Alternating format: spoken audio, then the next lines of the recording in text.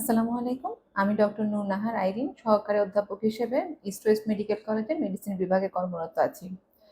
আমাদের বর্তমান সময়ে জ্বরগুলোর একটি অন্যতম কারণ হচ্ছে ডেঙ্গু জ্বর। প্রতি বছরের মতো প্রতি বছরই এ সময় ডেঙ্গু জ্বরের প্রাদুর্ভাব দেখা দেয়। আমরা সকলেই জানি ডেঙ্গু একটি ভাইরাসজনিত মশাবাহিত রোগ। তাহলে আসুন জেনে নিই ডেঙ্গু রোগের লক্ষণসমূহ। ডেঙ্গু রোগের প্রধান লক্ষণ হলো তীব্র জ্বর, মাথা ব্যথা, চোখের পেছনে ব্যথা, মাংসপেশিতে ব্যথা। এছাড়াও জ্বর, মাথা ব্যথার পাশাপাশি খাবারে অরুচি, বমি ভাব, পাতলা পায়খানা এগুলো দেখা দিতে পারে। ডেঙ্গু রোগের কিছু খারাপ লক্ষণ বা বিপজ্জনক লক্ষণ আছে যেগুলোকে আমরা ওয়ার্নিং সাইন বলে থাকি। এই লক্ষণগুলো হচ্ছে অতিরিক্ত পাতলা পায়খানা, বমি, পেটে ব্যথা হওয়া, শরীর নিস্তেজ হয়ে আসা, চোখে অন্ধকার দেখা হঠাৎ করে বসা থেকে দাঁড়ালে চোখে অন্ধকার দেখা, শ্বাসকষ্ট হওয়া, শরীরের যেকোনো অংশ থেকে রক্তপাত হওয়া, যেমন নাক দিয়ে রক্ত যেতে পারে, বমির সাথে রক্ত হতে পারে, কাশির সাথে রক্ত যেতে পারে, পেশাব পায়খানার সাথে রক্ত যেতে পারে, এমনকি মহিলাদের ক্ষেত্রে মাসিকের সাথেও রক্ত যেতে পারে। তাছাড়া শরীরে চামড়ার নিচে যদি রক্ত জমাট বেঁধে যাওয়া সাধারণ একটি র্যাশ দেখা দিতে পারে নর্মালি। তবে যদি বেশি পরিমাণ রক্তের নিচে যদি রক্ত জমাট বেঁধে যায় চামড়ার নিচে, সেই ক্ষেত্রে এটি একটি ঝুঁকির লক্ষণ। ডেঙ্গু হলে এই সমস্ত লক্ষণ দেখা দিলে আমরা সাথে সাথে ১ থেকে ২ দিনের মধ্যে দুটি সাধারণ পরীক্ষা যেমন সিবিসি এবং ডেঙ্গু NS1 এই দুটি পরীক্ষার মাধ্যমে ডেঙ্গু রোগ নির্ণয় করতে পারি। তাহলে ডেঙ্গু হলে করণীয় কি? ডেঙ্গু হলে আমরা ডেঙ্গু রোগের লক্ষণের ভিত্তিতে রোগীদেরকে ৩টি ক্যাটাগরিতে ভাগ করে থাকি।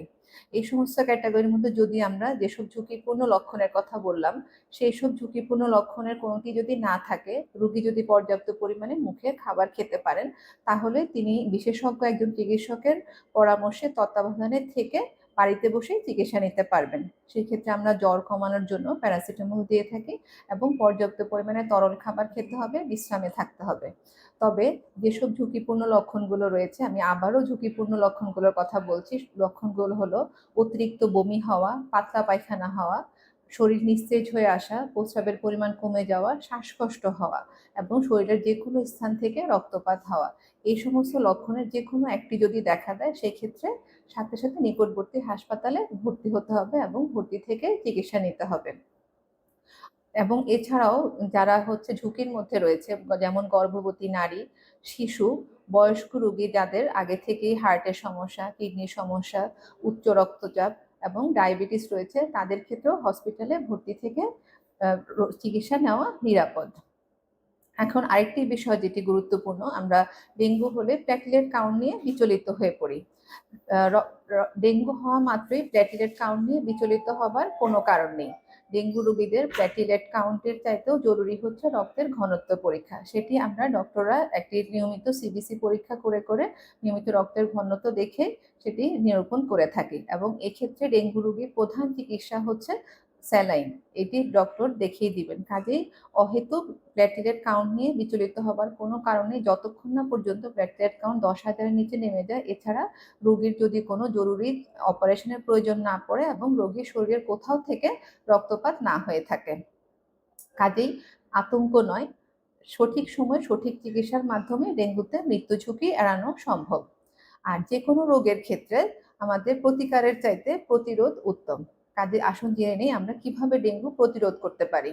ডেঙ্গু প্রতিরোধ করার জন্য আমাদেরকে আমাদের নিজেদের কিছু ভূমিকা পালন করতে হবে। যেমন আমাদের বাড়িঘরের আশেপাশ পরিষ্কার রাখতে হবে। ছাদে যেন পানি জমে না থাকে। বাসার ফুলের টবে এসিড পানি এছাড়া কোনো পুরাতন ক্যান এসব যাতে পানি জমে না থাকে সেদিকে খেয়াল রাখতে হবে। বিকেলবেলা শিশুরা খেলতে যাওয়ার সময় অবশ্যই ফুল হাতা জামাকাপড় পরিয়ে দিতে পারি। মশারি টাঙিয়ে ঘুমানোর ব্যবস্থা করতে হবে এবং মসকুইটো রিপেলেন্ট নামে কিছু ওষুধ পাওয়া যায় কেমিক্যাল জাতীয়, সেগুলো ব্যবহার করা যেতে পারে। ধন্যবাদ।